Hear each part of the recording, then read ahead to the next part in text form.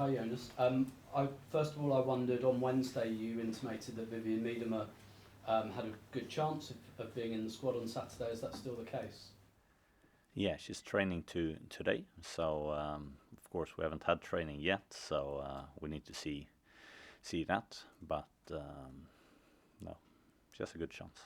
And I wanted to pick up on something else you said on Wednesday night that I found really interesting, so I was going to ask you about it today anyway, about Alysia Russo, and you were talking about the fourth goal on Wednesday night, and I didn't even prompt this from you, but you said she has 60 seconds, perfect positioning, as a 9, she touches the ball once and it's when she scores. And I think we all know Russo's really good at dropping deep, really good at connecting play, and you want her to still do that, but I wondered whether there have been conversations with her and with the rest of the attack about maybe sometimes being in the box a little bit more often. Yes, it has been. I think it's a big part of her development in order to get into more goal scoring opportunities like that. And that's the thing with most football players are always very ambitious, and you want to help the team. And what people generally helps the team is to showing for the ball, but what you need in football, and especially on the 9 position at times, is to create space, both for yourself and for the team. And one of the best things to do to create space is to go opposite of where the ball is, because it's really hard for a defender to see both you and the ball at the same time, and that's your 2 biggest cues to have as a defender. So that's not only Alysia Russo, that's all 9s playing around the world. But I think it's a part where she is developing in, and I think the 4th goal was a really nice example of that.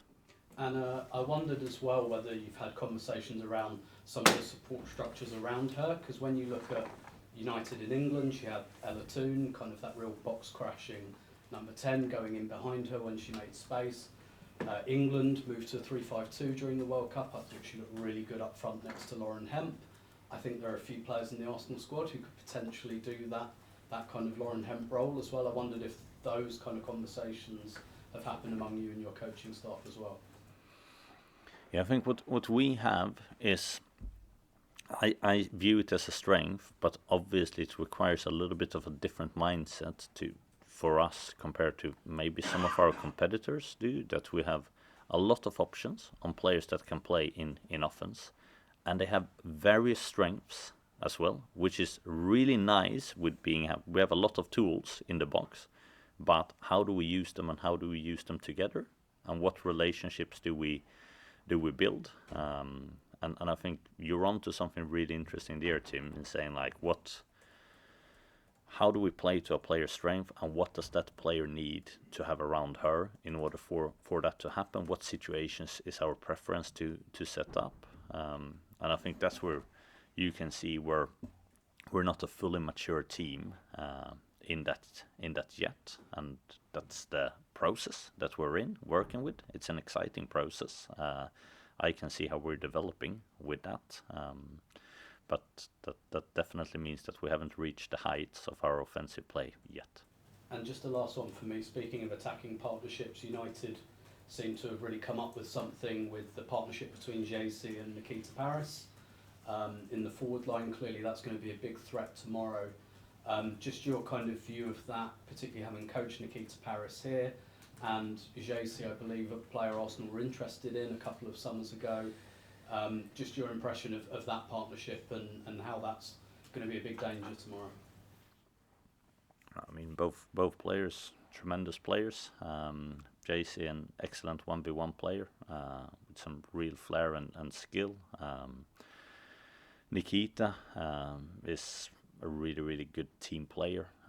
She works tremendously hard, both in offense and defense.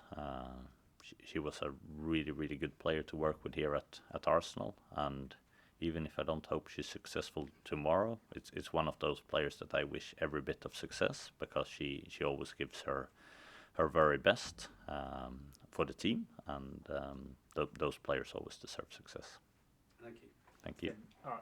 Hi Jonas, just on the point around building relationships on the pitch, I was wondering, is a big part of that allowing those players to be instinctive when they get into those dangerous positions? Because I guess one of the struggles in some games is when they get into good positions, there may be moments of hesitation. So would a big part of the solutions be, I guess, making sure those relationships allow players to be as instinctive as possible? I think it goes into that direction when you're playing at your strengths. That's usually the one that is most habitual in the way that you're playing, and that also means that you don't need to overthink the situations. You can trust the knowledge that you already have in your body. So yes, you're right. But it's about for us to recognize and how we get into those situations more often with these players, whatever their strengths are. And just in terms of this weekend, obviously it's a massive game, so a lot of the focus will just be on this weekend. But you yourself just said the team's not fully mature, so when you're coming into a week like this, is your thoughts more kind of long term or short term, if that makes sense? As a coach, you always have to do both, I think. But the most important thing is the game on Saturday, and that's what we need to optimize in trying to win that. But that also means that when we're looking long term, we need to make sure that we are developing long term in the right direction, and that I'm very, very confident of that we're doing for it. But doesn't stop us from having to perform short term on Saturday. Thanks, Simon. Just on Alysia, she obviously does so much good work off the ball, but do you see in her, I think Ian Wright describes it as someone being a killer in front of goal, do you see her as being able to be moulded into that player who's a sort of 20 goal a season striker, and is that what you'd want to do with her? Yes. And how do you go about changing? Is that her mindset almost where she almost does too much for the team away from the goal, and how do you change someone's mindset if they're maybe a selfless player but they've got the ability to be the penalty box striker? To work with the positioning, to making sure that you get into those situations more often, and by having the right position and the right angle, then you will make the most out of it. I think you said that, Tim, with like the amount of touches you will get as a 9 is, in most football teams, is the most limited amount of touches for all the outfield players, and it's not about increasing those number of touches. It's about increasing the quality on those touches for it. And that's generally what you need to work with the forward players. Everyone will always like to have the ball a little bit more, but the reality in football is that area of the pitch is going to be more restricted, and you will have fewer touches for it. So it's more about dealing with then, how do you deal with that reality, having fewer touches on the ball and not getting impatient and go towards the ball at the wrong moment, but instead anticipate and go at the right moment. And just how valuable is it having someone like Kelly Smith around when you're moulding a striker into that? Hugely, both from a mindset perspective, but also from a knowledge perspective. We're really blessed to have a person like Kelly in the building that can share her knowledge and expertise. Thanks, Simon. John. Hi, Jonas. Can I just ask you about the attendance? It could be, setting a record this weekend. Just what would that mean? How much pride can you take? But also, how much credit should the club take for their unwavering support from staging the games from an early stage to build up that support?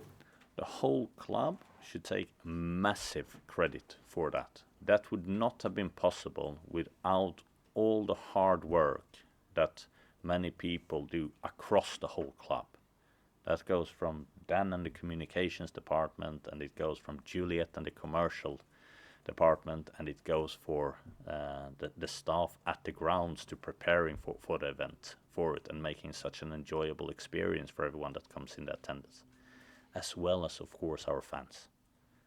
So it's massive credit to them, and it's of course it's another milestone, but I feel we're coming. These milestones, they now happen in shorter and shorter periods of time, and that's amazing, because that's how progression and a snowball acts when it starts rolling for it. And I can just see for the 2.5 years I've been here, but starting at the Emirates Stadium with 10,000 people against Chelsea, and now coming into last season where we had a sellout against Wolfsburg in the Champions League semi-final, and then seeing how that rolls into this season, having attendances over 50,000 numerous times, and now we get another sellout in domestic, and we still have 2 more games to play at the Emirates this season. So that's incredible. It just shows the growth of the game, and for us in particular. So it could be the second highest attendance, full stop, you know, for this weekend, couldn't it? In terms of, you know, overall, in terms of the men's game, you know, might be slightly eclipsed by Spurs being at home, but you know, that is a huge statement, I think, for growth as well, isn't it? The growth is incredible. You can just compare our average attendance figures from 2 years ago to last season to this season, and you see the growth of that, and anyone running anything that would be developing or growing would understand where that directory is going right now. So I don't think we're fully seen that potential yet, but we're definitely on the right track. Thank you. Thanks, John. Jamie. Hi Jonas, how are you? I'm fine. Just back on Wednesday night, we obviously saw Vivana Leah make her debut for the club, senior minutes. How was that, and what did you make of her performance? It was really nice. She's been with us most part of this season. She's been a little bit away here now with an injury that kept her away here for a couple of weeks. But I mean, she's made a strong impression in training. And what I really liked about her performance was that she looked like on the pitch like she does in training. She does her thing. She doesn't change just because it's a first team game, or if it's 3,000 or 4,000 on the stands. She takes on players bravely, like she did in practice. She does that in games, and that I really like, because that's what you want with your players, right? To be able to express themselves and don't feel hesitant or don't feel like they have to change, and they can trust the things they do in training, because that's what brings them to giving opportunities like this. Thank you. Great. We'll come to the call if there's nothing further from the floor with Emma. Thanks. I wanted to ask you about some comments that Leanne Skinner, the West Ham manager, made earlier this week. She was talking about how expectation in women's football needs to match investment, saying that their WSL managers need to be given more time, and there needs to be more support for managers if they do lose their job. And I was just wondering if you had comments about that. Basically, what do you think that WSL managers are currently being given enough time in their roles, and if you think there doesn't need to be more support given to WSL managers in the event that they do lose their jobs? It's a really interesting topic, and of course I don't have any insight in how it is in other WSL clubs regarding these things. But what I can say with it is, of course, I think coaching is it's a tough job. It's a job that needs to have support structures around it, and if you want, especially, I would say, like, I think some of the uncertainties around the job is a big factor in why we have so few female coaches in the game. I truly think that, and I think that's a structural thing that I probably think Leanne Skinner is absolutely right with, and if you can make changes to the better for that, I think it's going to allow for better coaches as well, to both join the game and to stay in the game.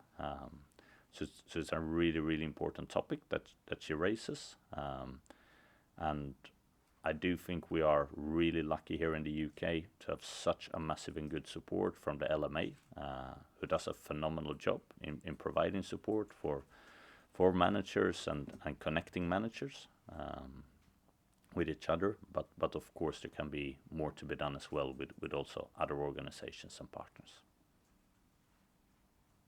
Thanks, Emma. Asif. Hi, Jonas. if you can beat United tomorrow, you put 7 points between the two clubs with just 8 matches to play. Of course, anything can still happen, but can you use that as an extra motivation for your players, knowing that a win tomorrow would almost certainly guarantee the Champions League place next season? Like I said before, I spent very little time looking at the table and making different scenarios in that. I spend a lot of time trying to optimize our performance on Saturday, and that's where we need to put our focus. And of course, we'll go with the mindset in trying to win the game. So going on from that, United are a team that have caused you a lot of problems in the past. You haven't won any of the last 5 meetings. As a coach, do you look at that and think, I need to try something new, or do you see enough encouragement in the last games to believe that you're now better prepared to beat them? The next game is never the same as the last one. That's one thing you need to learn as a coach and as a team. We've had some tough games against United, but I think we're on a very clear mindset of what we need to do on Saturday in order to bring the performance needed to win the game, and it's up to us to do it now. Thanks, Jonas. Thank you. Thanks, Steve. Take the last one from Sandra, please. Hi, Jonas. Hope you're well.